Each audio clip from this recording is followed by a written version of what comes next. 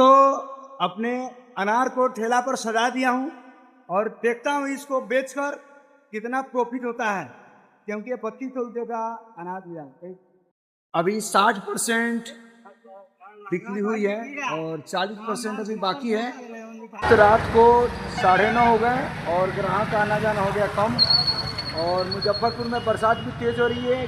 Counselling करके देखते हैं कि आज का बेनिफिट कितना होता है, और इतना माल भी बचा है अनार। आज का टोटल इनकम मात्र 750 रुपये हो।